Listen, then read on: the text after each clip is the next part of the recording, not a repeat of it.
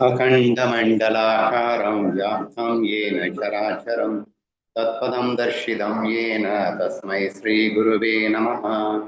शङ्करं शङ्कराचार्यं केशवं बादरायणं सूत्रभाष्यकृतौ वन्दे भगवन्तौ पुनः पुनः।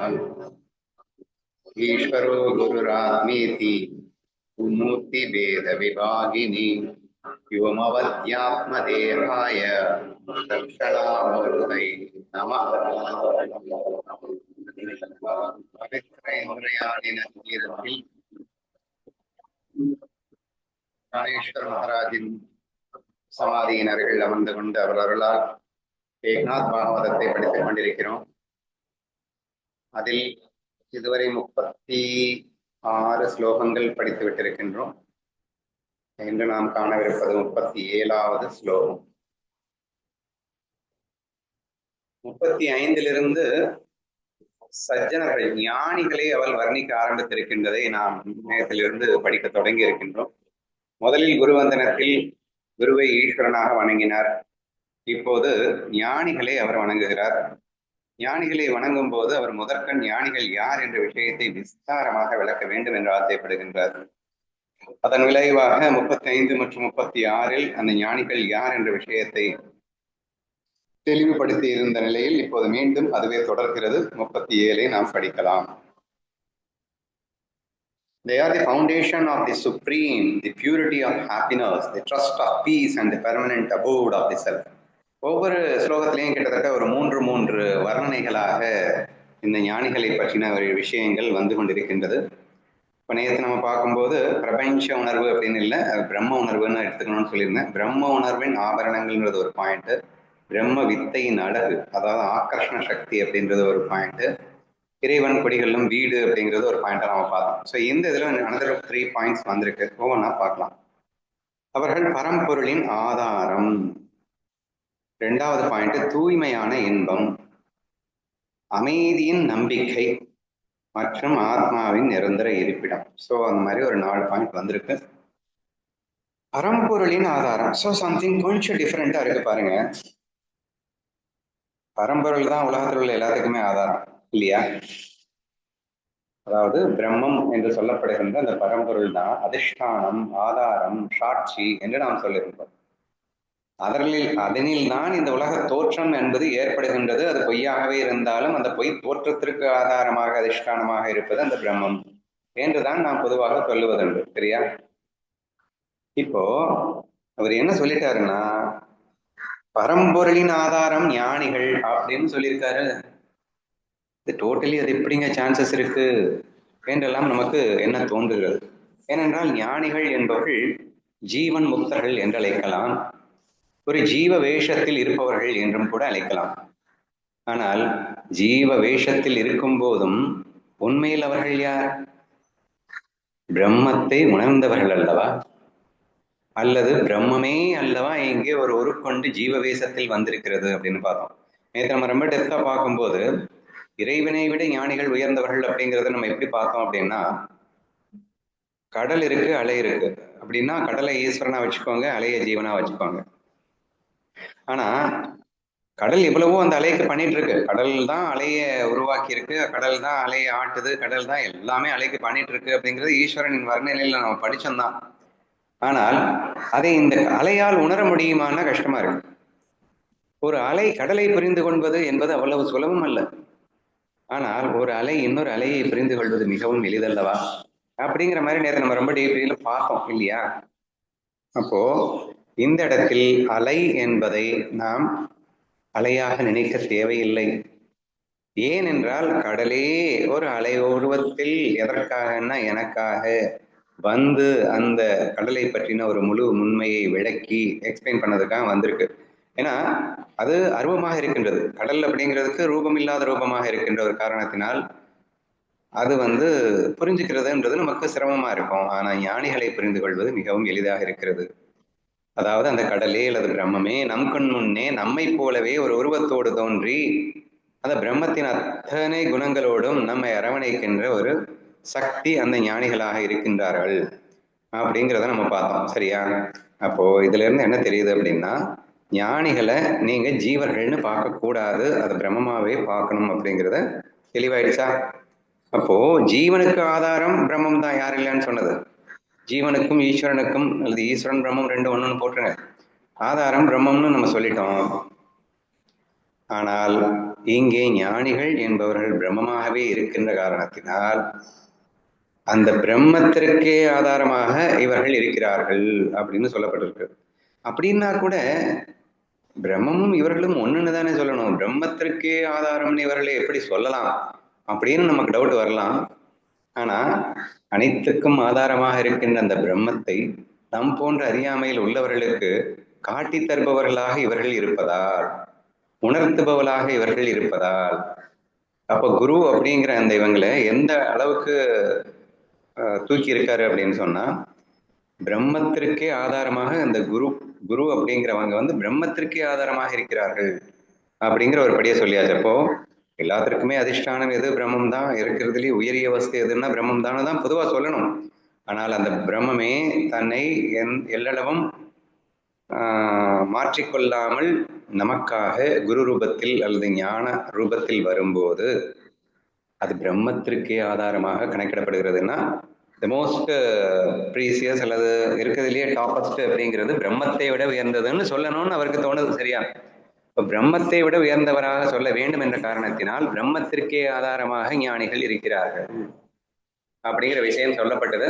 லாஜிக் கேட்டீங்க அப்படின்னு சொன்னா, பிரம்மமே அது வெளிப்பாட்டுக்காக ஜீவனாக வெளிப்படும் போது அது தன்னை மறந்திருந்த நிலையில் அந்த பிரம்மத்தை உணர்த்துவதற்கு, அதாவது பிரம்மமே தன்னை மறந்திருந்த நிலையில் அந்த பிரம்மத்தை பிரம்மம் என்று உணர்த்துவது எதுன்னா ஞானிகளாக வலம் வருகின்ற இந்த பிரம்மமாக இருப்பதனால் இந்த பிரம்மத்தை அந்த பரபிரம்மத்திற்கே ஆதாரம் என்று சொன்னால் தவறு எதுவும் இருக்க முடியாது. அப்படி வேணா நம்ம எடுத்துக்கலாம். ஸோ இங்கே ஞானிகளை பிரம்மத்திற்கே ஆதாரம் என்று ஒரு சொல்லியதன் மூலமாக ஏக்நாத் சொல்ல விரும்புவது பிரம்மத்தை விட உயர்ந்தவர்கள் என்று நாம் ஞானிகளை பார்க்க வேண்டும் என்பதுதான் அதனுடைய கண்ணோட்டம் என்று புரிந்து கொள்ளுங்கள். இது ஃபர்ஸ்ட் பாயிண்ட். நெக்ஸ்ட், தூய்மையான இன்பம். இது ரொம்ப ஈஸி டு அண்டர்ஸ்டாண்டு. அதாவது லௌகீகத்துல நீங்க சுகம்னு சொல்லிப்பீங்க, சந்தோஷம்னு சொல்லிப்பீங்க, பட் அதெல்லாம் உண்மையில சுகமே கிடையாது அப்படிங்கிறத ஞானதேவர் ரொம்ப தெளிவா, விஷயத்தில் நஞ்சு மட்டுமே இருக்க, விஷயத்தில் துக்கம் மட்டுமே இருக்க, விஷயத்தை சுகம் என்று சொல்லலாமா அப்படின்னு ரொம்பவே கண்டிப்பாரு அப்படிங்கிறத நம்ம அடிக்கடி பார்த்துட்டு இருக்கோம். ஸோ தேர்ஃபோர் கரப்டட் ஹாப்பினஸ் தான் இந்த உலகத்தில் இருக்கும். ஆனால் பிரம்மத்துக்கிட்ட 100% பியூர் ஹாப்பினஸ் இருக்கும். சரியா? அப்போ இந்த இடத்தில் ஞானிகளை அடுத்து நீ என்ன புரிஞ்சுக்கணும் அப்படின்னா, தூய்மையான இன்பத்தை கொடுப்பவர்களும் புரிஞ்சுக்கலாம், தூய்மையான இன்பத்தில் இருப்பவர்களும் புரிஞ்சுக்கலாம். சரியா? ஆனா ரெண்டு தகுதி அந்த ஞானிகளுக்கு மட்டுமே இருக்கிறதாக இருக்கிறது. அப்போ அடுத்த டெபினேஷன் வந்து ஞானிகளை புரிந்து கொள்ளும் போது அவர்கள் நீ நினைக்கிற மாதிரி, அதாவது நீ வாழ்ந்துட்டு இருக்கிற மாதிரி சிற்றின்பத்தில் அவள் வாழவில்லை, அவர்கள் தூய இன்பத்தில் அல்லது பேரின்பத்தில் வாழ்பவர்களாக இருப்பார்கள் அப்படிங்கிறது அவர்களுக்கு கொடுக்கப்பட்ட இரண்டாவதாக வர்ணனை. சரியா? அடுத்த ஒரு விஷயம் சொல்லப்பட்டிருக்கு, அமைதியின் நம்பிக்கை. இது இங்கிலீஷ்ல சொல்லும் போது தி ட்ரஸ்ட் ஆஃப் பீஸ் அப்படின்னு வந்திருக்கு. இப்போ நம்ம அடிக்கடி நேற்று 2 நாளாக குட் மார்னிங் மெசேஜ்ல மௌனம் மௌனம் அப்படின்னு பேசிட்டு இருக்கோம். இந்த மௌனம் அப்படிங்கிறதுக்கும் பீஸ் அப்படிங்கிறதுக்கும், பீஸ்னா அமைதி, அமைதி அப்படிங்கிறதுக்கும் பெருசா டிஃபரன்ஸே கிடையாது. அமைதிக்கு ஆப்போசிட் என்ன? சப்தம். அதாவது சப்தத்தோடு இருப்பது அப்படின்னு சொல்லுவோம், அமைதியாக இருப்பது அப்படின்னு சொல்லுவோம், மௌனமாக இருப்பது அப்படின்னு சொல்றோம், பேசிக்கொண்டிருப்பது அப்படின்னு சொல்றோம். ஸோ இது வந்து பேசிக்கல் டெஃபினிஷன் வருது. இப்போ அந்த அமைதி ட்ரஸ்ட் ஆஃப் பீஸ் அப்படின்னா என்ன அர்த்தம்? உண்மையிலேயே அமைதினா பிரம்மம்னு புரிஞ்சுக்கணும், மௌனம்னாலே பிரம்மம்னு புரிஞ்சுக்கணும். அந்த பிரம்மம் யாரிடம் நம்பிக்கை வைத்துக் கொண்டிருக்கிறதுன்னா இந்த குருவை நம்பித்தான் இருக்கிறது. பிரம்மமே இந்த குருக்களை நம்பி இருக்கிற, ஞானிகளை நம்பிக்கொண்டு இருக்கிறது அப்படிங்கிற பாயிண்டை யூஸ் பண்ணியிருக்காருங்க. The trust of peace. பீஸ்னா அமைதி, அமைதினா மௌனம், மௌனம்னா பிரம்மம். இப்ப ஞானிகள் யாரு அப்படின்னு கேட்டா பிரம்மத்திற்கே நம்பிக்கை கொடுப்பவர்களாக இருப்பவர்கள் இந்த ஞானிகள். பிரம்மமே இவர்களை நம்பித்தான் இருக்கின்றது அப்படின்னு எடுத்துக்குவாங்களேன். அது எப்படின்னா அப்படின்னா மறுபடியும் எகெயின் இந்த அறியாமை என்ற சுழற்சிக்குள் வீழ்ந்து கிடக்கின்றவர்களை காப்பாற்றுவதற்கு பிரம்மமாலேயே முடியவில்லை. அந்த பிரம்மம் உருக்கொண்டு ஞானிகளாக வலம் வரும்போதுதான் முடிகிறது என்ற காரணத்தினால் பிரம்மம் ஞானிகளும் ஒன்றே என்றாலும் உருவத்தோடு வந்த பிரம்மஞானி இன்னும் ஒருபடி வேலை உருவம் இல்லாத பிரம்மஞானியை விட உயர்ந்தவன் சொல்ல வேண்டியது இருக்குல்ல. உருவம் இல்லாத அமைதியே சுரூபமான அந்த பிரம்மம் உருவத்தோடு கூடிய அந்த பிரம்மத்தை தான் நம்பி இருக்கின்றதாம். அப்போ இந்த பிரம்மமே ஞானிகளை நம்பித்தான் இருக்கிறது அப்படின்னு சொன்னா தப்புன்னு இல்லையே. ஸோ ஞானிகளின் எவ்வளவு பெரியவர்கள் அப்படிங்கிறத இதை விட எல்லாம் எக்ஸ்பிளைன் பண்ணவே முடியாது. ஸோ அந்த அளவுக்கு தி ட்ரஸ்ட் ஆஃப் பீஸ் அப்படின்னு சொல்லியிருக்காரு. பீஸ்ன்னா பிரம்மம்னு அர்த்தம். பிரம்மத்தின் நம்பிக்கை ஞானிகள் அப்படின்னு புரிஞ்சுக்கணும். சரியா? பரபிரம்மே ஞானியை நம்பித்தான் இருக்கணும்னா நீ எப்படி இருக்கணும்? நீ அந்த ஞானியை நம்பிதான் வாழணும்னு இன்டெரக்டா புரிஞ்சுக்கணும். ஓகேவா? அடுத்து ஆத்மாவின் நிரந்தர இருப்பிடமாக விளங்குவார்கள். இது போன ஸ்லோகத்திலேயே சொன்ன அதே விஷயம்தான். இறைவனே குடிகொள்ளும் வசீகரமான இல்லம் அப்படின்னு சொல்லியிருந்தாரு. இங்க ஆத்மாவும் இறைவன் ஒண்ணுதானே. இறைவனே நிரந்தர இருப்பிடமாக விளங்குகிறார்கள் அப்படின்னு சொல்லியிருக்காரு. அப்போ அந்த பிரம்மமும் இவரும் ஒண்ணு அப்படிங்கிறத மறுபடியும் கடைசியில சொல்லி முடிக்கிறார். முதல்ல ஃபுல்லா பிரம்மத்தை விட உயர்ந்தவர்கள் அப்படின்னு கோடிட்டு காட்டிட்டு கடைசியில அந்த பிரம்மமே தான் இவர்கள். ஆத்மாவின் நிரந்தர இருப்பிடம் ஞானிகள்னா என்ன அர்த்தம்? பிரம்மமும் ஞானிகளும் ஒன்றுன்னு அர்த்தம். ஆத்மாவும் ஞானிகளும் ஒன்றுன்னு அர்த்தம்.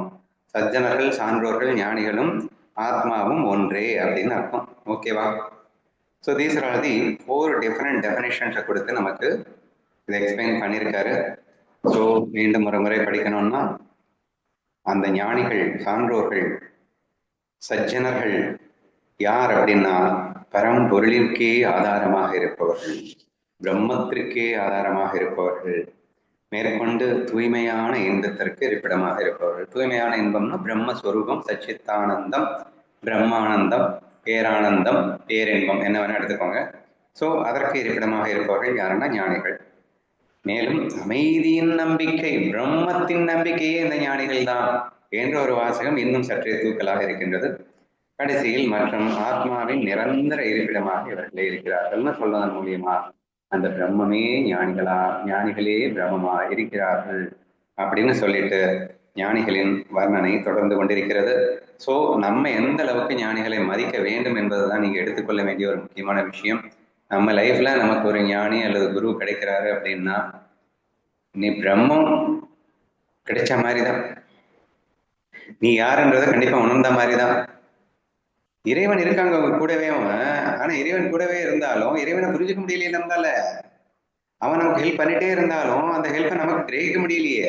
ஆனால் உன்னளவிலே உனக்காகவே உனது ரூபத்தில், அதாவது உன் கூடவே விளையாடும் அளவுக்கு உன் ரூபத்திலே வந்திருக்கும் அவர்களை நாம் கண்டு கொண்டு விட்டால் அப்போ கண்டிப்பாக அவர்களின் அன்பு, இந்த இறைவனின் அன்பு, ஏன்னா அரூபமாக இருக்கின்ற அன்பை புரிந்து கொள்வது கஷ்டம்தான். ரூபத்தில் இருந்தவர்கள் வாழ்ந்து காட்டும் போது அது என்ன கஷ்டமா இருந்துட போகுது. ஆதலால் அவர்கள் பிரம்மத்தை விட உயர்ந்தவர்களாக இங்கே சுட்டிக்காட்டியிருக்கிறார் என்பதை நாம் புரிந்து கொள்ள வேண்டும். நாமும் அவ்வாறே காண வேண்டும் அப்படிங்கிறதான் இங்கே எடுத்துக்கிறது. லக்கிலி பை காட்ஸ் கிரேஸ் நமக்கெல்லாம் ஒரு ஞானிகளை சந்திக்க வாய்ப்பு அல்லது குரு கிடைச்சிருக்காரு அப்படின்னு சொன்னா அவங்க கிட்ட நீ என்ன ஃபீலிங்ல இருக்கணும் என்பதற்காகத்தான் இத்தனை பெரிய வர்ணனை சென்று கொண்டிருக்கிறது என்பதை மறக்கக்கூடாது. This is the essence of the shloka.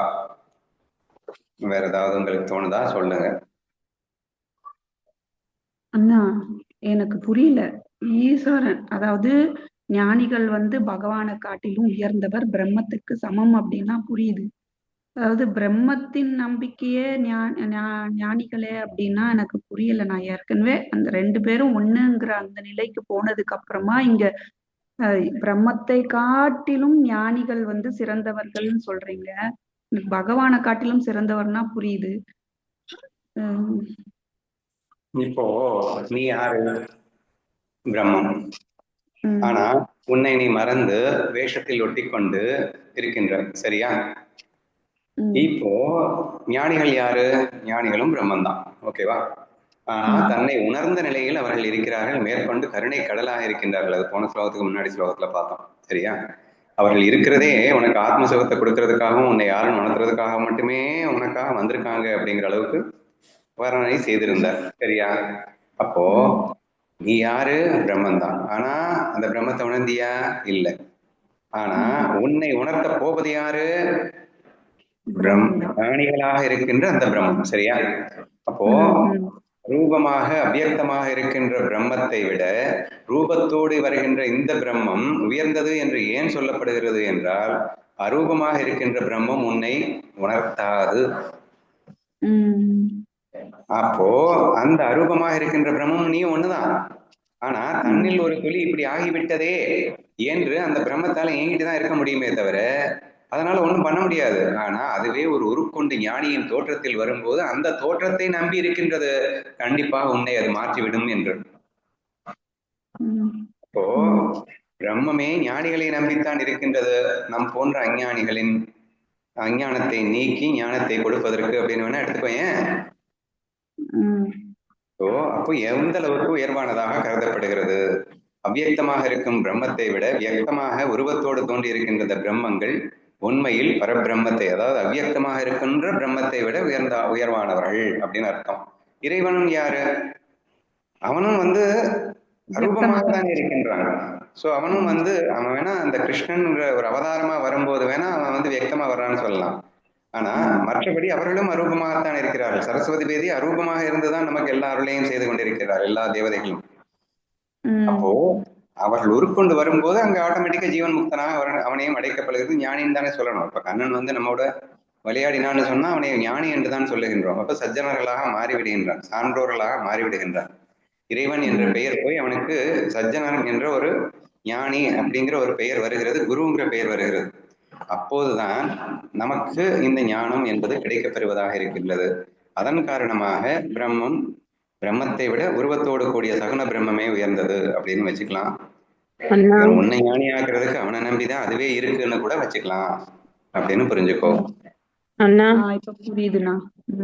அருவத்தை வச்சு அந்த ரூபத்தை சொல்லும் போது இப்ப புரியுது. ஓகேண்ணா.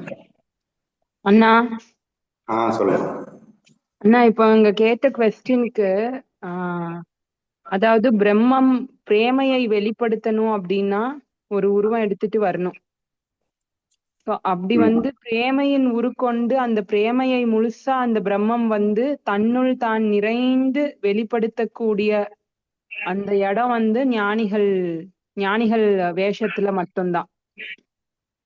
அப்படி இருக்கும்போது மற்ற வேஷங்கள் எல்லாத்தையுமே மேன்மைப்படுத்தணும் அப்படின்னா அந்த பிரம்மமே இந்த ஞான வேஷம் எடுத்துட்டு வர இந்த ஞானிகளைத்தான் நம்பி இருக்கு அப்படின்னு சொல்ற மாதிரி அண்டர்ஸ்டாண்ட் பண்ணிக்கலாம்னா. அதுதான் நானும் சொன்னேன். அந்த பிரேமை அப்படிங்கிறது அடிஷனல் பாயிண்ட். அன்பே உருவானது பிரம்மம், ஆனால் அன்பை வெளிப்படுத்துவது ஞானிகள்.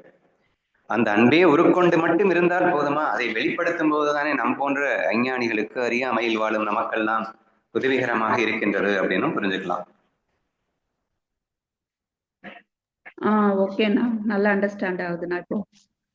ஆனா நமக்கு என்ன புரிஞ்சது அப்படின்னா, அந்த பரம்பொருளுக்கே ஆதாரம் அப்படின்னு குருவை சொல்றாங்க அப்படின்னா, அந்த பரம்பொருள் என்ன நினைச்சு அது கற்பனையில இத்தனை வேஷம் எடுத்ததோ, அதாவது ஜஸ்ட் ஒரு ஃபன்னுக்காக மாய தோற்றத்துக்காக நானே எல்லாமா இருந்து என்னுடைய ஆனந்தத்தை வெளிப்படுத்துகிறேன் அப்படின்னு நினைச்சு அந்த வேஷத்துல ஒட்டாம ஆனந்தமா இருக்கிறதுக்கு தான் அது ஆக்சுவலா எல்லா வேஷமே எடுத்தது.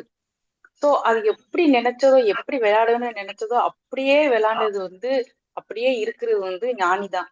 சோ சூப்பர்ப்பா, நான் என்ன நினைச்சேனோ அதே மாதிரி இருக்க. சோ எனக்கே நீதான் ஆதாரமாவே இருக்க அப்படின்னு சொல்ற மாதிரியும் எடுத்துக்கலாம்.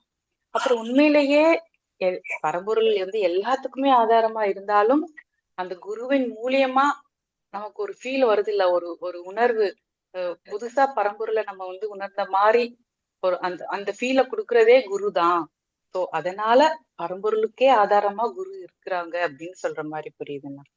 அப்புறம் தீமையான இன்பம் கண்டிப்பா நிரந்தர ஆனந்தம், அதுதான் குரு அதுதான் கொடுப்பாங்க அப்படின்னு இதுக்கு முன்னாடியே நம்ம பார்த்திருக்கோம். அப்புறம் அமைதியின் நம்பிக்கை. சோ நம்ம படிக்கிறோம், அமைதியை சொரூபம், ஆனந்தத்தின் சொரூபம், மௌனத்தின் சொரூபம், பரபிரம்மம் அப்படின்னு. நம்ம படிக்கிறத அப்படியே நம்ம பிரத்யக்ஷமா அப்படியே நம்ம பாக்குறது குருவை பார்க்கலாம். சோ அதன் மூலியமா அது சொல்லுது, இந்த இதுக்கே நம்பிக்கையா நீதான் இருக்கிற அப்படின்னு. சோ கண்டிப்பா ஆத்மாவின் நிரந்தர இருப்பிடமாவும் குரு இருக்கிறார். சோ இந்த மாதிரி நம்ம ஃபீல் பண்ண குரு மேல இன்னும் நமக்கு சரண்டர் ஃபீல் அதிகமாகி, அவர் என்ன சொன்னாலும் அதை மகா பிரசாதமா நம்ம எடுத்துட்டு ஃபாலோ பண்ணணும் அப்படின்னு எடுத்துக்கிறோம். சூப்பர் சூப்பர்மா. எக்ஸ்ட்ரா நீ சொன்னதுல ஒரே ஒரு பாயிண்ட் எனக்கு ரொம்ப பிடிச்சிருந்தது என்னன்னா, ஒரே ஒரு பாயிண்ட் என்ன அடிஷனலா சொல்லியிருந்தேன்னா, பிரம்மம் ஈஸ்வரன் இந்த இடத்துல ஒன்னா போடு. கண்ணன் கீதையில நீ என்னிடம் சரண் புக மாட்டாயா அப்படின்னு கெஞ்சுறதும், ஞானியான பக்தன் என்னால் அவனுக்கு எனக்கு எவ்வளவு இஷ்டம் அப்படின்னு சொல்றதும், அவனே பிடித்து பிடித்து அலையிறதும், நம்ம ஞானி ஆயிட்டோம்னா அல்லது நாம கிட்ட சரண் ஆயிட்டோம் அப்படின்னா அந்த கண்ணன் அவன் இன்னமும் நம்மளையே நம்பி வாழ்ற மாதிரி உன்னை நம்பிதான். அந்த வேர்டை அப்படியே யூஸ் பண்ணியிருப்பாரு ஞானதேவர். எனக்கு அவன் ஆத்மான்னு சொல்லியிருப்பாரு.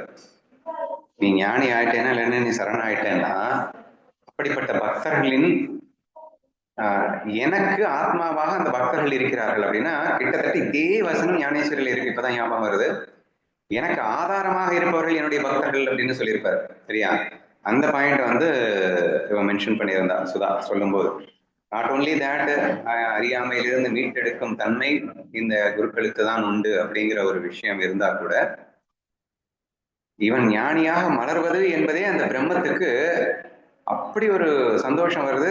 அது எப்படி ஃபீல் பண்ணுது அப்படின்னா, அதாவது தன்னை மறவாமல் அது விளையாடி கொண்டிருக்கின்ற அந்த விஷயத்தை காணும் போதே தான் அதற்கு அடிமையாக விட வேண்டும் என்ற ஒரு சூழல் அளவுக்கு இந்த ஃபீல் பிரம்மத்துக்கு வருது. அப்படிங்கிறப்போ அது அப்படித்தானே பேசும், எனக்கே ஆதாரம் நீதான்டா. இந்த ஃபீல் எங்கிருந்து வருது அப்படின்னா, தன்னை மறவாமல் அவன் தன்னோடையே ஐக்கியப்பட்டு கொண்டு ஆனால் உலகமாக தோன்றும் போது அந்த பிரம்மம் அவ்வளவு ஆனந்தப்படுகிறது என்ற ஒரு எக்ஸ்ட்ரா பாயிண்டையும் சொல்லியிருந்தேன் அப்படின்றத நம்ம நோட் பண்ணிப்போம். இது புரியுதுன்னா, ஈஸ்வரனை வச்சு அந்த பக்தனை அவர்கள் எனக்கு ஆத்மா அப்படிங்கிறது இப்ப நல்லா புரியுதுண்ணா. இப்ப பரம்பொருளோட ஞானிகளை நான் ரிலேட் பண்ணிக்கிட்டேன். So we'll go for 38 now. இன்னொரு 3 பாயிண்ட். அது என்ன? They are the ocean of compassion, the limbs of the formless divine and the source of radiating self-bliss. மீண்டும் மீண்டும் ஒரே விஷயம் வலியுறுத்தப்படுகிறது, கொஞ்சம் டிஃப்ரெண்டா. அவர்கள் எல்லா உயிர்களிடத்தும் கருணை கொண்ட கடல். ஃபர்ஸ்ட் பாயிண்ட், உருவமற்ற இறைவனின் அங்கங்கள். இப்பதான் கொஞ்ச நேரத்துக்கு முன்னாடி சொன்னோம், என்னதான் அருவமா இருந்தாலும் அது உருவத்தோடு வரும்போது அதனுடைய பவர் வேறையா இருக்கு. ஸோ சகுன பிரம்மம், நிர்குண பிரம்மத்தை விட சகுன பிரம்மம் என்பது குருவை நாம் சகுன பிரம்மம் என்று அழைக்கின்றோம். சரியா? நிர்குண பிரம்மம் அப்படிங்கிறது உருவம் இல்லாத பிரம்மம். ஆனால் குரு யாருன்னா சகுன பிரம்மமாகவே இருப்பவர் நம் குருவாக இருக்கின்றார். சரியா? ஆனா உருவமற்ற அப்படின்னு போட்டிருக்காங்க தமிழ்ல. உருவமற்ற இறைவனின் அங்கங்கள். இறைவனுக்கு எங்க இருக்கு உருவம்?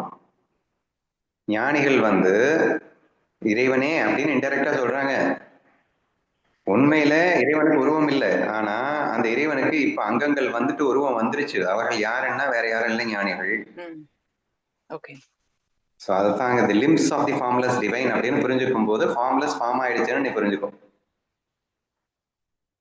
சகுனமா வந்துருச்சுன்னு புரிஞ்சுக்கலாம். இது 2வது பாயிண்ட். ஆத்ம இன்பத்தின் மகிமையை வெளிப்படுத்துபவர்கள். இது ஏற்கனவே மீண்டும் மீண்டும் சுத்த ஆத்ம சுகத்தை கொடுப்பதற்காகவே வருபவர்கள், வெளிப்படுபவர்கள். ரிப்பிட்டேஷன் தான் இந்த இடத்துல 3வது பாயிண்டா வந்திருக்கு. ஃபர்ஸ்ட் பாயிண்ட் ரொம்ப ரொம்ப முக்கியமான பாயிண்ட் தான். எல்லா உயிர்களிடத்தும் கருணை கொண்ட கடல். கருணாகரா தயாலா அப்படின்னு நம்ம ஞானதேவரை பார்த்து சொல்றோம்.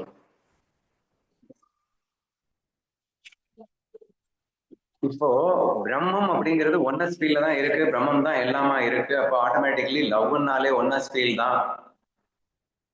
நம்ம நிறைய டெஃபினேஷன்ஸ் லவ்க்கு கொடுத்துருக்கலாம். ஆனா அது எபவ் ஆல் எல்லாத்தையும் விட ஃபைனஸ்ட் அண்ட் சூப்பர் டெஃபினேஷன் ஒன்று இருக்க முடியும்னா அது oneness feel is equal to love அப்படின்னு சொன்னா அதுக்கு பேர் தான் உண்மையான லவ் அப்படின்னு நம்ம நிறைய டிஸ்கஸ் பண்ணியிருக்கோம். சரியா? கருணை, அன்பு அதெல்லாம் வச்சுக்கோங்க. ஏன் கருணைக்கு லவ்னு சொல்றேன்னா எல்லாம் ஒன்றுன்ற ஃபீலிங்ல நான் பேசிட்டு இருக்கேன். இப்போ எல்லா உயிர்களிடத்திலும் கருணை கொண்ட கடல். ஏன் ஏன் அப்படின்னா அவங்க ஒன்னஸ் ஃபீல்ல இருக்காங்க. பிரம்மமாகவே அவர்கள் இருந்தால் ஒரு உருவத்தோடு வந்திருந்தாலும் இந்த உருவத்தை தான் என்று எண்ணிக்கொண்டு மற்ற உருவங்களை வேறு வேறு என்று எண்ணிக்கொண்டு வாழுகின்ற அல்பத்தனமான அஜ்ஞானத்தில் வாழ்பவர்கள் அல்ல அவர்கள். அது சகுன பிரம்மம் என்று சொல்லுகின்றோம். அந்த ஒன்னஸ் ஃபீல் எந்த அளவுக்கும் விட்டுவிடாமலேயே தான் இங்கே உருவத்தோடு அவர்கள் வந்திருக்கிறார்கள். ஆதலால் அவர்கள் 1000 உருவங்களை தென்பட்ட போதும் அத்தனையும் தான் என்ற உணர்வு அவர்களுக்குள் மிளிர்ந்து கொண்டேதான் இருக்கின்றது. அப்ப அந்த ஒன்னஸ் ஃபீல் முழுமையாக இருக்கும் போது அந்த கருணை கடல் எப்படி இருக்கும்னு நான் சொல்லவே தேவையில்லையே. நான் வேறு நீ வேறு என்று பார்த்தால் அல்லவா அங்கே பேதம் என்று ஒன்று வருகிறது, பெரிது சிறிது என்று வருகிறது. சம பாவனை என்பது ஆட்டோமேட்டிக் ப்ராசஸா இருக்கும். ஒன்னஸ் ஃபீல்ல மேலு கீழே இருந்தா சம பாவனை காணாம போயிடும். ஆனா இந்த ஞானிகளிடத்தில் கருணை கடலாக அவர்கள் இருப்பதன் சாரம் என்ன அப்படின்னு கேட்டீங்கன்னா, அவர்கள் உன்னை வேறாக பார்ப்பதில்லை. இறைவனின் அங்கங்கள் அப்படின்னு சொல்றதை விட உன்னை தன் அங்கமாக அவர் பார்ப்பார்னு சொன்னா இன்னும் பெஸ்ட். எனது ஒரு விரல்ல எனது ஒரு காலில் அடிபட்டுடுச்சுன்னா நான் என்ன ஃபீல்ல இருப்பேனோ அந்த மாதிரிதான் நீ உன் விரல்ல உன் காலில் அடிபட்டா எனக்கு அந்த ஃபீல் வரும். அது ஞானிகளுக்கு வருது, அந்த குருக்களுக்கு வருது. அது எவ்வளவு பெரிய கொடிய வேஷத்தில் இருந்தாலும் சரி, எவ்வளவு மோசமான வேஷத்தில் இருந்தாலும் சரி, அவனுக்கு ஒரு துன்பம் என்றால் அது தனக்கே துன்பம் என்ற ஒரு ஃபீலிங்ல தான் இவர் இருப்பார். இந்த பிரம்ம ஞானத்தை கொடுக்கும் விஷயத்திலே இந்த கருணாகரன் தயாளன் நம்ம ஞானதேவர் ஞானேஸ்வரி என்ற புக்கே best example. What a kind of examples. அதாவது இந்த புஸ்தகத்தை படிக்கிறவன் தப்பி தவறி கூட தன்னை உணராமல் போய்விடக் கூடாது. தன்னை தான் உணர்ந்து பிரம்மமாக ஆகியே ஆக வேண்டும். தன் போன்ற அந்த கருணை கடலாக அவனும் மாற வேண்டும். தன் போன்ற அன்பிலே அவனும் திளைக்க வேண்டும். தன் போன்ற ஆனந்தத்திலே அவனும் திளைக்க வேண்டும். பிரம்மஸ்வரூபமாகவே அவன் ஆகிவிட வேண்டும் என்ற அந்த ஒரு ஆசை, அந்த வேட்கை அந்த ஞானேஸ்வரி முழுக்க தென்படுகிறதா இல்லையா?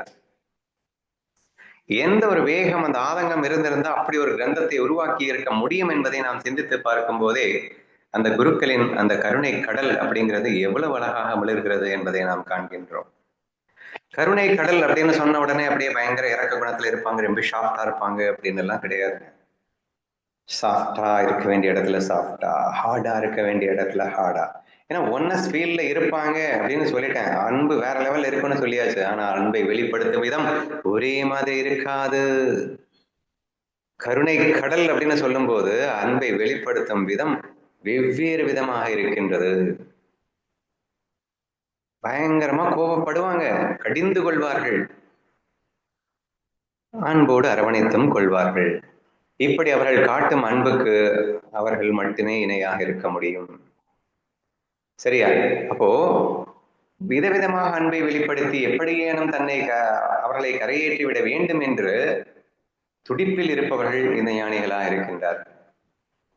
ரெண்டாவது, நீங்க அவங்க கிட்ட எவ்வளவு உரிமை கொடுக்குறீங்களோ அதை பேஸ் பண்ணி தான் அவர்களால் ஆக்ட் பண்ண முடியுங்கிற ஒரு சோதனையான காலகட்டத்தில் வேற அவங்க இருக்காங்க.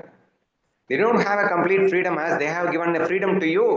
உனக்கு சுதந்திரத்தை கொடுத்து விட்ட காரணத்தினால் முழு சுதந்திரத்தினம் அவர்களால் செயல்பட முடியாது. நீ அவரிடத்தில் முழுமையாக சரண் புகும்போது மட்டும்தான் அவர்கள் சுதந்திரமாக உன்னிடத்தில் செயல்பட முடிகிறது. ஆனாலும் 100% சரண்டர் ஆயிட்டா நீ ஈஸியா அவராகவே மாறிடுவ. ஆனா நீ எங்கே யாரும் ஆக போறது இல்லை.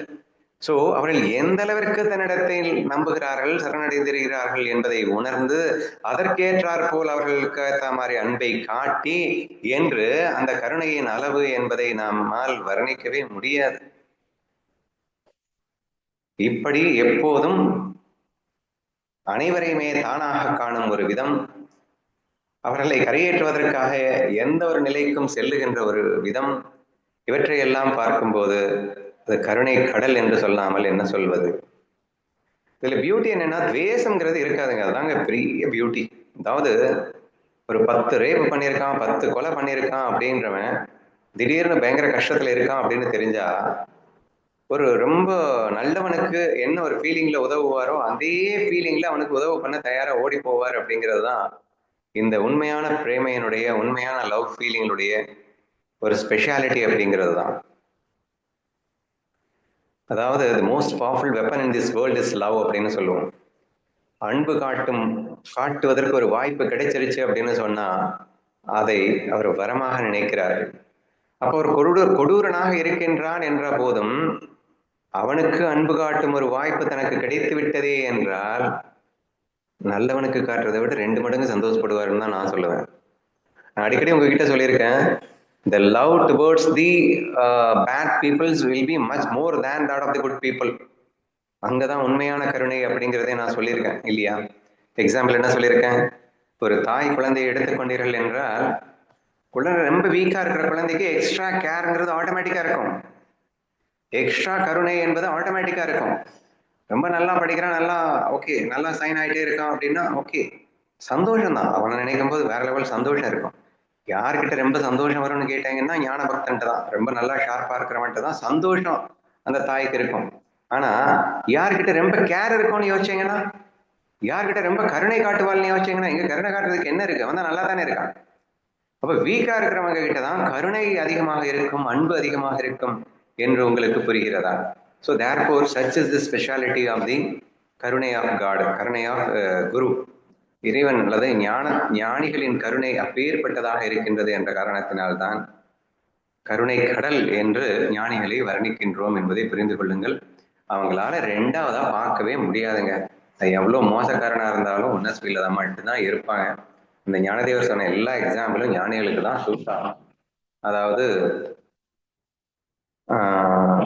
ஓடலை கொண்டு வெட்ட வருபவனுக்கும் நட்டு தண்ணீர் வார்த்தவனுக்கும் ஒரே மாதிரி நிழலை தரும் மரத்தை போலே அப்படின்னு சொல்லுவார் இல்லையா? ஸோ அந்த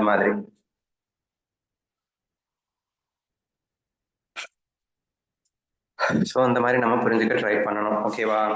so this is all about the first point. உங்களுக்கு தெரிஞ்ச ஏதாவது பாயிண்ட்ஸ் இருந்தா சொல்லுங்க. ஞானிகளின் கருணையை நீங்கள் எப்படி அனுபவித்தீர்கள் அப்படின்னு ஏதாவது இருந்தா வேணா சொல்லுங்க. ஃபர்ஸ்ட் பாயிண்ட்டுக்கு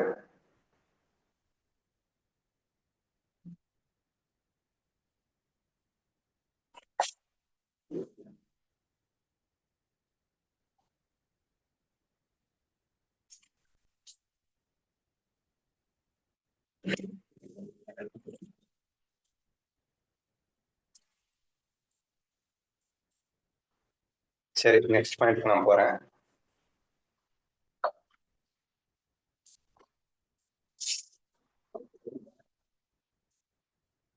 உருவமற்ற இறைவனின் அங்கங்கள். இது நம்ம ஏற்கனவே இந்த மீது 2 பாயிண்ட்ஸ் நம்ம மறுபடியும் டிஸ்கஸ் பண்ண அதே பாயிண்ட் தான். நிர்குணமாக உருவமற்ற அரூபமாக இருக்கின்ற அந்த பிரம்மத்தைக்கு ஒரு உருக்கொண்டு வந்தால் யாரோ, உருவம் கொடுத்தால் என்னவோ அவர்களே இந்த ஞானிகள். சோ இறைவனின் அங்கங்கள் என்று வர்ணிக்கின்றார். அரூபமாக இருக்கின்ற அந்த இறைவனின் ஒரு அங்கமாக அப்படின்னா உருவமாக இவர்கள் இருக்கின்றார்கள் அப்படிங்கிற அதே பாயிண்ட் நம்ம எடுத்துக்கலாம்.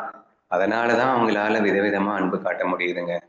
கோபப்பட்டு அன்பு காட்டணும்னா உனக்குன்னு ஒரு உருவம் இருக்கணும், உனக்குன்னு ஒரு மனசு புத்தி எல்லாம் இருக்கணும். மாயையிலே சிக்கிக்கொண்டு தவிர்க்கும் பல அலைகளுக்கு நாம் விடுவு காட்ட வேண்டும் என்றால் ஏனும் மாயையாக ஒரு அலையாக தோன்ற வேண்டிய அவசியம் இருக்கின்றது அல்லவா? அப்படிங்கிறப்போ இங்க ஆட்டோமேட்டிக்காகவே அந்த உருவம் அப்படிங்கிறதுக்கு ஒரு ஸ்பெஷாலிட்டி இருக்கு. ஏன்னா அன்பை விதவிதமாக வெளிப்படுத்த முடியும் எப்போதும் உருவத்தோடு இருக்கும்போது. அரூபமாக இருக்கும்போது அது அன்பாக இருக்கும், ஆனா வெளிப்படுத்த முடியாதுப்பா. பட் வெளிப்படுத்த முடியும் என்பதோடு மட்டுமில்லை, அதை விதவிதமாக நேரத்துக்கு நேரம் அந்தந்த சிச்சுவேஷனுக்கு ஏற்ற மாதிரி மாற்றி மாற்றி அன்பை காட்டக்கூடிய ஒரு வல்லமை அந்த உருவத்திற்கு இருக்கின்றது. ஆதலால் அரூபமாக இருக்கின்ற இறைவனை விட ரூபமாக இருக்கின்ற குரு ஆகிய இறைவனே மிகவும் சால சிறந்தவன் என்ற ஒரு ஃபீலிங்கை நம்ம இந்த 2வது பாயிண்ட்ல எடுத்துக்கணும்னு கேட்டுக்கிறேன். நெக்ஸ்ட் பாயிண்ட், ஆத்ம இன்பத்தின் மகிமையை வெளிப்படுத்துபவர்கள். ஆக்சுவலா நான் மறுபடியும் சொல்லிட்டு இருக்கேன், இவர்களுடைய நோக்கமே உனக்கு பிரம்மானந்தத்தை கொடுக்கறது மட்டும்தான். உலக துன்பத்தை இன்பம் என்று நம்பி சிக்கிக் கொண்டிருக்கிற இந்த மக்களை மீட்டெடுப்பதற்கு அவர்கள் முக்கியமாக நினைக்கிறார்கள். என்ன நினைக்கிறார்கள்னா, உலகத்தை இன்பம் என்று நம்பிக்கொண்டிருக்கும் அந்த நம்பிக்கையை உடைக்க வேண்டும் என்று நினைக்கிறார்கள். ஏன்னா இந்த உலகத்தை சுகம் என்று நம்பிக்கொண்டிருக்கின்ற வரை இவன் ஆத்ம சுகத்தை உணர முடியாதவனாக இருந்து விடுகிறான். First and foremost important point என்ன வேண்டியது இருக்கு, உலகத்தில் சுகம் இல்லவே இல்லைங்கிறத ஸ்ட்ராங்கா நம்பணும். வெறும் தோற்ற மாத்திரமாக இருக்கின்ற இந்த உலகத்தில் உண்மையில் எதுவுமே சுகம் கிடையாது. பிரம்ம சுகத்தின் வெளிப்பாடாகத்தான் இங்கே இந்த உலக தோற்றம் வந்திருக்கிறது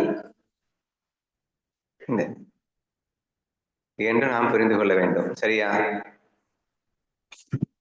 ஆத்ம இன்பத்தின் மகிமையை வெளிப்படுத்துபவர்கள் எப்படி வெளிப்படுத்துறாங்க அப்படிங்கிறதுதான் ரொம்ப ரொம்ப முக்கியம். அது அடுத்த ஸ்லோகத்துல மேபி அது இன்னும் தெளிவா வருது.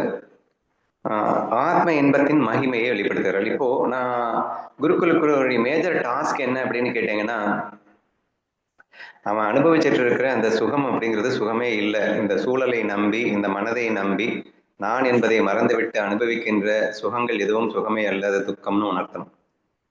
இது துக்கம் அப்படின்னு உணர்த்தணும் அப்படின்னா அவனுக்கு துக்கப்படும் போதுதான் அதுக்கு சான்ஸ் கிடைக்குது அப்படின்றத நம்ம ஏற்கனவே பார்த்தோம். எந்த அளவுக்கு நீ சுகத்தை அனுபவிக்கிறியோ equally you have to face the dukkha. Likes அப்படிங்கிறது எந்த அளவுக்கு இருக்கோ அந்த அளவுக்கு டிஸ்லைக்ஸும் வரும்.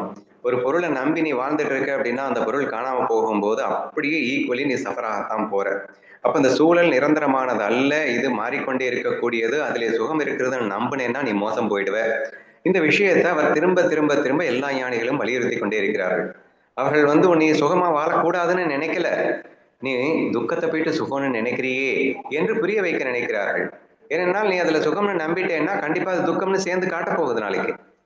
சோ ஆதலால் இந்த உலகத்தில் சுகம் என்பது இல்லை என்ற ஒரு சுவடை அவர்கள் காட்ட நினைக்கிறார்கள். அப்ப யார் தன்னிடம் ஐயா நான் கஷ்டப்படுறேன் அப்படின்னு சொல்லிட்டு வந்தான் அப்படின்னு சொன்னா அவர்கள் முதலில் அவர்களுடைய லைக்ஸை தூக்குகிறார்கள் என்று சொல்லுகிறேன். அப்படின்னா என்ன?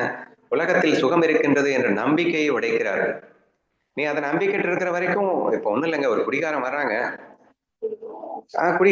குடியினால அவன் மனைவியை இழப்பான், பதவியை இழப்பான், பணத்தை இழப்பான், எல்லாத்தையும் இழந்துருவான்னு வச்சுக்கோங்களேன்.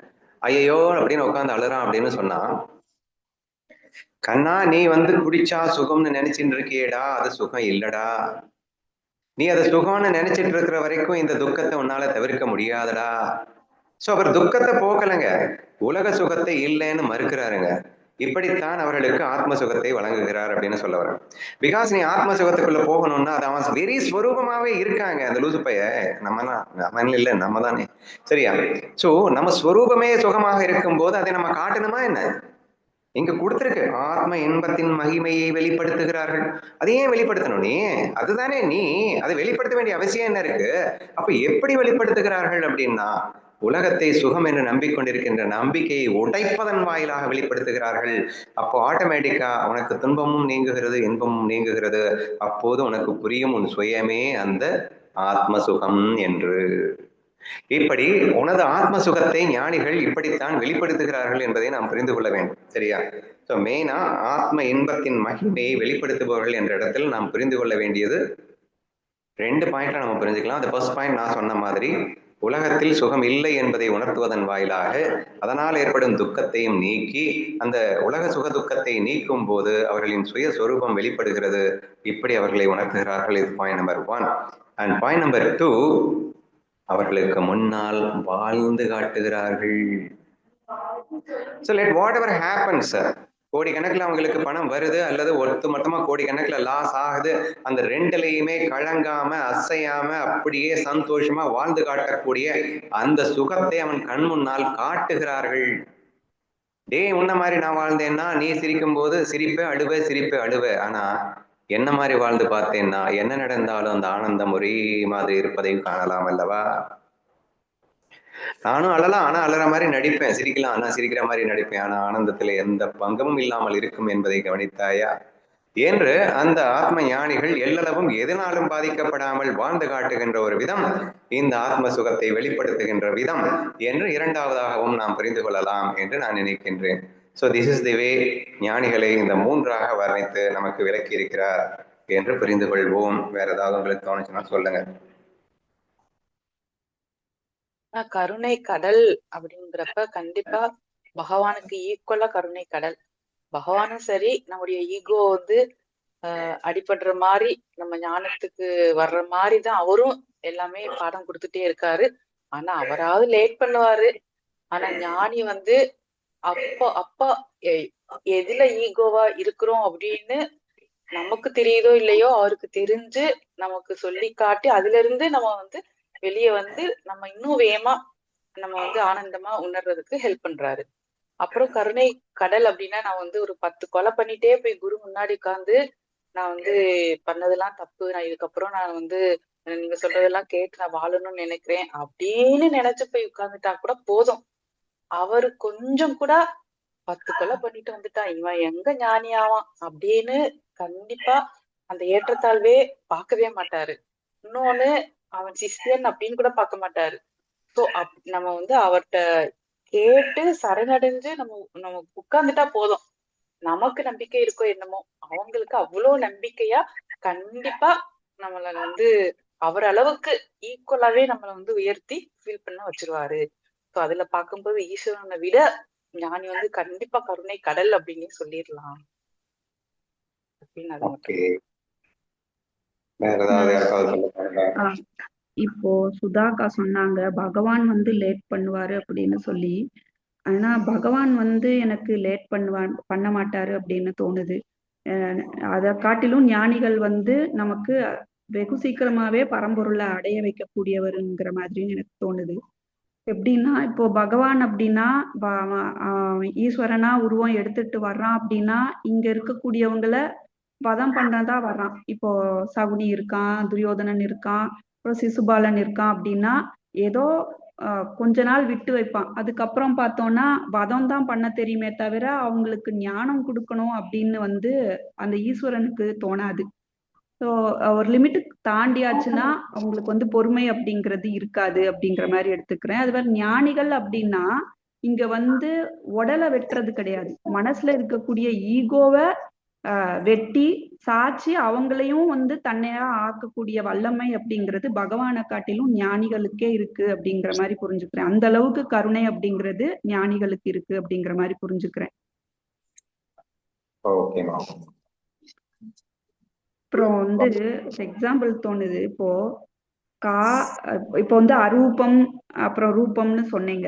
அரூபமா இருக்கக்கூடிய அந்த பிரம்மமே அந்த ரூபமா வந்திருக்கு அப்படின்னா அந்த அரூபத்துக்கிட்ட கொண்டு போய் சேர்க்கிறது இந்த ரூபமான ஞானிகளே அப்படின்னு எப்படி புரிஞ்சுக்கிறேன்னா, இப்போ காத்து அப்படிங்கிறது வந்து கண்ணுக்கே தெரியாது.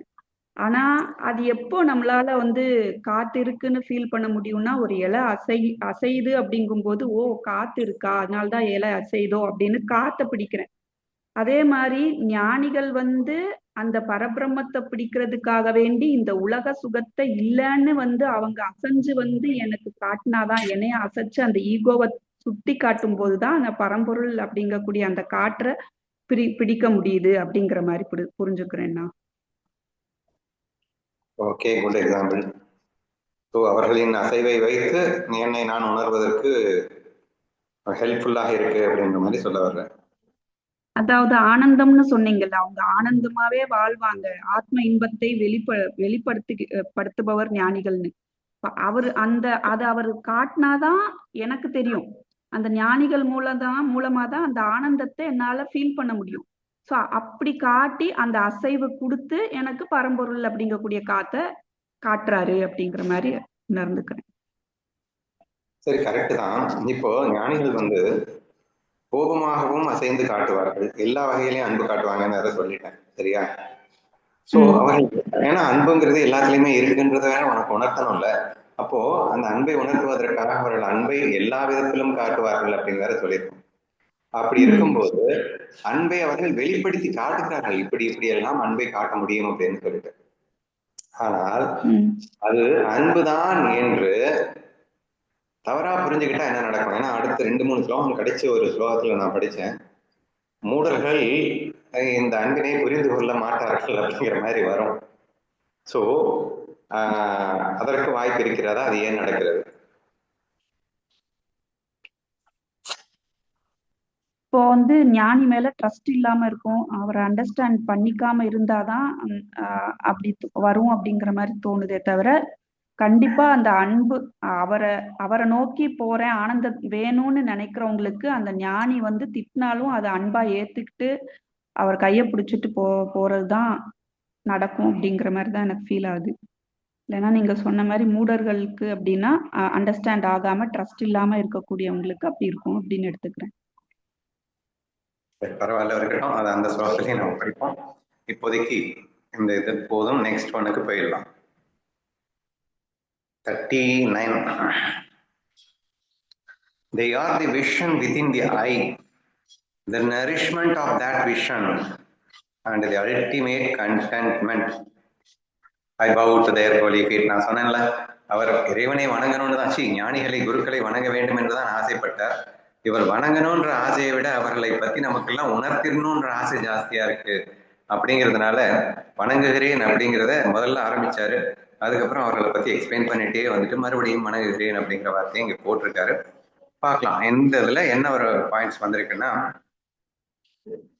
அவர்கள் கண்ணுக்குள் இருக்கும் பார்வை அப்படின்னு ஒரு பாயிண்ட், அந்த பார்வைக்கு ஊட்டம் அளிப்பவர்கள்னு எக்ஸ்ட்ரா ஒரு பாயிண்ட், நரிஷ்மெண்ட் அப்படின்னா, மற்றும் முழுமையான திருப்தி, அவர்களின் புனிதமான திருவடிகளை நான் வணங்குகிறேன். நம்ம கிளாஸ்ல மனமா சூழலா அப்படிங்கிற ஒரு கிளாஸ் நம்ம வந்து டிஸ்கஸ் பண்ணியிருக்கோம். அந்த கிளாஸினுடைய ஃபுல் கண்டென்ட்டையும் ஒரே வார்த்தையில போடணும் அப்படின்னா பெர்செப்ஷன் அப்படின்னு ஆங்கிலத்துல சொல்லுவோம், தமிழ்ல பார்க்கும் விதம் அல்லது கண்ணோட்டம் அப்படின்னு ஒரு வார்த்தையில நம்ம யூஸ் பண்ணணும் இல்லையா?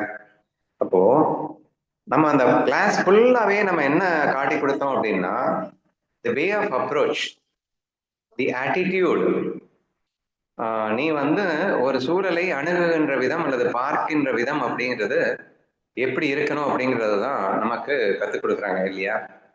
இந்த இடத்துல கண்ணுக்குள் இருக்கும் பார்வை அப்படின்னு வந்திருக்கு. கண்ணு பார்க்கறது பெரிய விஷயம் இல்லை, எப்படி பார்க்கணும் அப்படின்னு ஒரு விஷயம் இருக்கா இல்லையா? அப்படி எப்படி பார்க்க வேண்டும் என்று பார்வையாக இருந்து சொல்லி கொடுப்பவர்கள் இந்த குருக்கள்.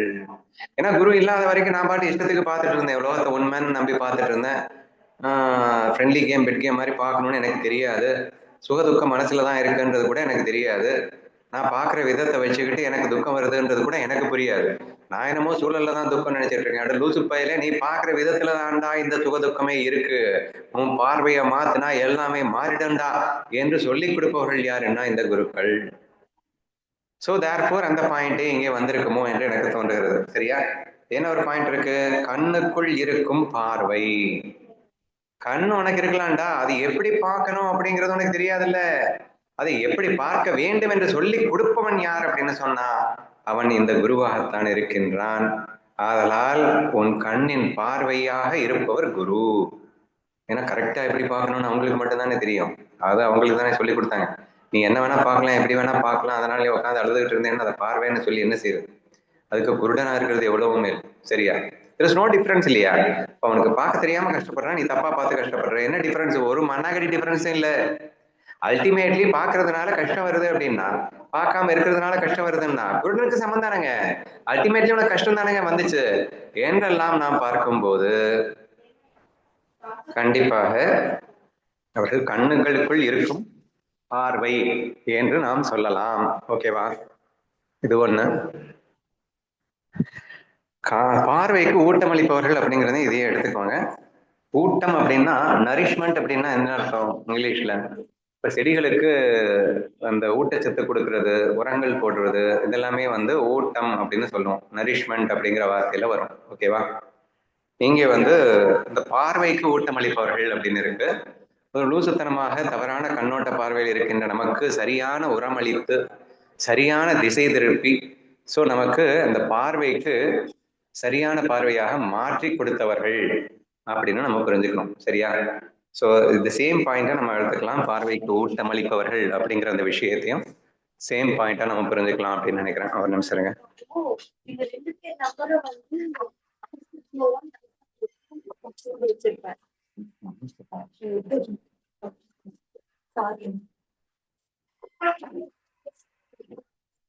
இனி தேர்ட் பாயிண்ட்டுக்கு போயிடலாமா? முழுமையான திருப்தி, தி அல்டிமேட் கண்டென்ட்மெண்ட். வாழ்க்கையை திருப்தியே இல்லாம ஓடிக்கொண்டிருந்த நமக்கு இந்த வெரி பேசிக் உன்னுடைய கண்ணோட்டத்தை மாத்தின உடனேயே என்ன கிடைச்சது? திருப்தி கிடைச்சிருச்சா இல்லையா? அப்பாடா, இனி எதை பத்தியுமே கவலை இல்லையா? என்ன நடந்தாலும் நான் சந்தோஷமா இருக்க முடியுமா? என்ன நடந்தாலும் சந்தோஷமாக இருக்க முடியும் என்ற ஒரு விஷயம் தானே ஒரு மனுஷனுக்கு திருப்தியை தர முடியும். திருப்தினா என்னது? பொதுவா எனக்கு 1 லட்சம் இருந்தா திருப்தி, எனக்கு 2 லட்சம் இருந்தா திருப்தி, எனக்கு 10 லட்சம் இருந்தா திருப்தி. இப்போ திருப்திக்கு 1000 பேர் 1000 டெபினிஷன் சொல்லலாம். எனக்கு அழகான மனைவி வந்தா திருப்தி, எனக்கு குழந்தைகளின் சொல்படி கேச்சு நடந்தா திருப்தி. நான் திருப்தியா இருக்கேன்டா, ஏன்டா நான் நினைச்ச மாதிரிலாம் என் வாழ்க்கை நடந்துட்டு இருக்கும். இது திருப்திக்கு நம்ம பொதுவா கொடுக்குற டெபினிஷன். ஆனா இவங்க என்ன நமக்கு கொடுத்தாங்க தெரியுமா? Let what ever happen let it happen அப்படின்னாங்க. நீ என்ன வேணா நடக்கட்டும்டா, உனது பார்வையின் மகிமையால் நீ திருப்தியாக வாழ முடியும் சொல்லி கொடுத்தாங்களா இல்லையா? அப்போ அல்டிமேட் கண்டென்ட்மெண்ட், முழுமையான திருப்தியை குருக்களால் மட்டும்தான் நமக்கு கொடுக்க முடியும், வேறு எவராலும் கொடுக்க முடியாது அப்படிங்கிற விஷயத்தையும் நம்ம இங்கே எடுத்துக்கலாம். அவர்களின் புனிதமான திருவடிகளை நான் வணங்குகிறேன். ஸோ அப்பேற்பட்ட அந்த குருமார்களின் திருவடிகளை நம்ம வணங்கத்தானே வேணும் அப்படிங்கிற மாதிரி வந்திருக்கு. ஸோ இந்த இடத்துல நான் ஜஸ்ட் மனதை சுத்திகரிப்பன் வாயிலாக, ஏன்னா I am not discussing anything about the Parabrahma and any other knowledge. அசுத்தமான மனம் திருப்தியற்ற மனம், சுத்தமான மனம் திருப்தியான மனம். இங்கே கண்ணுக்குள் பார்வையாக இருந்து அந்த பார்வைக்கு ஊட்டமளிப்பார்கள் அப்படின்னு நான் சொன்ன விதம் என்னன்னா, மனசை வந்து கரப்டட் மைண்டை வந்து பியூர் மைண்டா மாத்திர ஒரு கண்ணோட்டத்தோட மட்டும்தான் நான் எக்ஸ்பிளைன் பண்ணியிருக்கேன். ஸோ அது இருந்தாலே நீ ஒரு முழுமையான திருப்தியை பெற்று வாழக்கூடிய ஒரு நிலைக்கு நீ வருகிறாய் அப்படிங்கிற ஆஸ்பெக்ட்ல இருந்து அவர் அதை எக்ஸ்பிளைன் பண்ணி திருவடிகளை வணங்குவதாக எனக்கு தோணுதை நான் சொல்லிட்டேன். இதுக்கு வேற ஏதாவது அர்த்தம் உங்களுக்கு தோன்றினாலும் சொல்லுமாறு கேட்டுக்கொள்கிறேன்.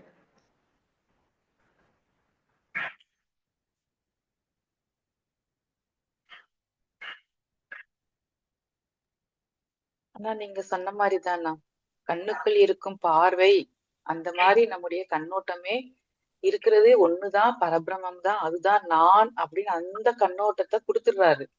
சரி, கொடுத்ததுக்கு அப்புறம் அத வந்து திடம் பண்ணணும். சோ அப்ப வந்து ஒரு செடிக்கு வந்து உரம் போட்டு தண்ணி போடுற மாதிரி நமக்கு வந்து ஊட்டம் அளிக்கணும் இந்த பார்வைய. சோ அப்போ வந்து அவர் வந்து கிருஷ்ணா ஃபீல கொடுத்து, அதாவது மனசு சித்தம் சித்தி சுத்தம் ஆவதற்கு பக்திய கொடுத்து, இருக்கிறது ஒண்ணுதான், பகவான் தான் எல்லாமா, அதையே பாரு அப்படின்னு அந்த ஊட்டம் அளிக்கிறது வந்து பக்தி அப்படின்னு எடுத்துட்டோம் அப்படின்னா கரெக்டா இருக்குமாண்ணா? கரெக்ட் தான், ஓகே தான். ஊட்டம் அளிப்பதற்கு அவர்கள் மேலும் மேலும் பக்தி இன்னும் நிறைய விஷயங்கள் நமக்காக சொல்லி அந்த பார்வை மாறாம பாத்துக்கிறாங்கன்னு சொல்லலாம். சரியான பார்வையிலே கடைசி வரைக்கும் இருக்கணும் அப்படின்னா நம்ம சரண்டர் ஆனாதானே உண்டு, பக்தி வந்தாதானே உண்டு. ஸோ அதனால இந்த ஊட்டம் அளிப்பது என்பது நமக்கு பக்தியை தருகிறார்கள் அப்படின்னு சொன்னா தப்புன்னு தோணலை எனக்கு. ஸோ தேர்ஃபோர் அப்பேற்பட்டவர்களுக்கு திருவடிகளை நான் வணங்குகிறேன். ஏன் திருவடிகளை வணங்குகிறேன்னு சொன்னாரு? ஏதாவது பாயிண்ட்ஸ் ஆட் பண்ணலாமாமா? அவர்களை வணங்குகிறேன்னு சொல்லியிருக்கலாம்ல, அது ஏன் அவர்களின் புனிதமான திருவடிகளை வணங்குகிறேன்னு சொன்னாருன்னு ஏதாவது பாயிண்ட்ஸ் இருந்தா சொல்லு. நான் திருவடி வணங்குறது அப்படின்னு சொல்லும் போதே ஈகோ வந்து முழுசா இல்லாட்டிதான் நம்ம வந்து யார வேணா முதல்ல நம்ம வந்து குனிஞ்சு வணங்குவோம். குருவுடைய திருவடியை வணங்குறேன் அப்படி சொல்லும் போது நம்முடைய ஈகோ கொஞ்சம் கூட இல்ல அப்படின்னு மீன் பண்றதுக்காக திருவடிய வணங்குறேன்னு சொல்ற மாதிரி எடுத்துக்குவேன். Okay okay. ஸோ அப்பேற்பட்ட மகான்களையும் திருவடிகளையும் வணங்குகிறேன். ஸோ அவர்களிடத்தில் என் அகங்காரத்தை சமர்ப்பிக்கின்றேன் அப்படின்னு இன்டைரக்டா சொல்றதா எடுத்துக்கலாம் இல்லையா? Okay okay. 25 ஆகுது, இன்னொன்னு பாத்துடலாமா? நான் இதுக்கு முன்னாடி இந்த கருணை கடல் சொல்லும் போதே ஒண்ணு தோணுதுண்ணா. இப்ப பகவான் வந்து நமக்கு வந்து ஞானத்துல இன்ட்ரெஸ்ட் இருக்கு, நம்ம ஒரு ஓரளவு பக்குவம் இருக்கு அப்படின்னு ஃபீல் ஆனாதான் நமக்கு வந்து குருவை காட்டுவாரு. குருட்ட போற மாதிரி எந்த மாதிரி பக்குவம் இருக்கோ அந்த மாதிரி தக்கப்படி ஒரு குருவை அவர் காட்டுற மாதிரி ஏதோ பண்ணுவாரு, இல்லாட்டா அவரே குருவா வருவார், ஏதோ ஒண்ணு நடக்கும். ஆனா குரு வந்து என்ன பண்றாரு அப்படின்னா, பக்கத்துல இருந்தே மனசு சித்த சுத்தி ஆறதுக்கு என்னென்ன வழி அப்படின்னு அதையும் சொல்லி கொடுத்து, அந்த பக்குவத்தையும் கொடுத்து, அதுக்கப்புறமும் ஞானம்னா என்ன அப்படின்னு அதுலயும் திடமா இருக்கிற மாதிரி ரெண்டையுமே குருதான் கொடுத்துட்டே இருக்காங்க. இறைவனை விட எப்பவுமே குரு வந்து கண்டிப்பா ஒரு படி மேல்தான் அப்படின்னு தோணுது. சூப்பர் சூப்பர்மா.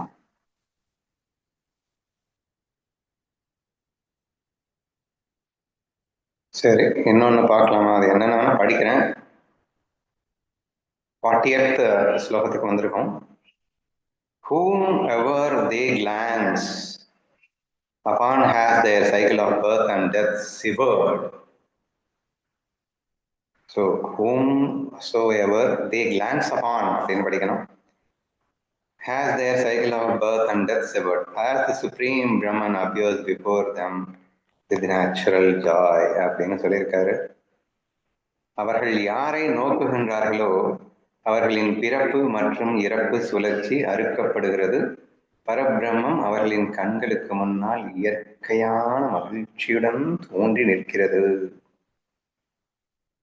வேணா டீட்டெயிலா நாளைக்கே பார்த்துடலாம். ஏன்னா அவர் பர்டிகுலரா என்ன சொல்லியிருக்காருன்னா, நமக்கு உபதேசம் பண்ணி நமக்கு நம்மளுக்கு நம்ம அழுக்குகள் எல்லாம் குறைச்சு நீக்கி அப்படின்னு எல்லாம் எதுவும் சொல்லலை. ஜஸ்ட் அவங்க யாரை பார்க்குறாங்களோ, அவர்கள் யாரை நோக்குகிறார்களோ அவங்கள பார்த்தாலே, குரு உன்னை பார்த்துட்டாருன்னா போதுண்டா, அவ்வளவுதான்டா, நீ ஞானிதான், அவ்வளவுதான், நீ பிரம்மம் ஆயிட்ட. ஸோ ஐ திங்க் இதை நம்ம கொஞ்சம் எலாபரேட்டாக தான் எக்ஸ்பிளைன் பண்ணணும்னு நினைக்கிறேன். அது எப்படி அவங்க பார்த்துட்டாலே நம்ம ஞானி ஆயிடுவோமா, அது எப்படி அப்படின்னு நமக்கு நிறைய கொஸ்டின்ஸ் வர சான்சஸ் இருக்கு. நீங்களே யோசிச்சு வாங்க. பார்த்தாலே அந்த பிறப்பு இறப்பு சுழற்சி அறுக்கப்படும் என்றும், பிரம்மமாகவே பிரம்மம் உங்கள் கண் முன்னால் தோன்றி நிற்கும் என்றும் சொல்லியிருக்கின்றார். அதே லைன்ஸ் தான், கடினமான சடங்குகளின்றி தூய மற்றும் அசைக்க முடியாத நம்பிக்கையினால் மட்டுமே அவர்கள் உண்மையான ஒளியை வெளிப்படுத்துகிறார்கள். நான் நினைச்சது அடுத்த வரையிலேயே வந்துருச்சுமா. ஸோ அது எப்படி பார்வையிலேயே வரும் அப்படிங்கிறதுக்கு உங்களுக்கு டவுட் வந்துடும்ல, அது அடுத்த ஸ்லோகத்துல அவரே தெளிவுபடுத்தி இருக்கிறார். அது எப்படி பார்த்தாலே போதும் உங்களுக்கு அந்த பிறப்பு இழப்பு சுழற்சி அறுக்கப்படும் என்பது சூட்சமாக இந்த ஸ்லோகத்தில் இருக்கிறது. நீங்க படிச்சுட்டு நாளைக்கு எக்ஸ்பிளைன் பண்ணுங்க, எப்படி எக்ஸ்பிளைன் பண்றீங்க அப்படிங்கிறத பார்க்கலாம். ஓகேவா?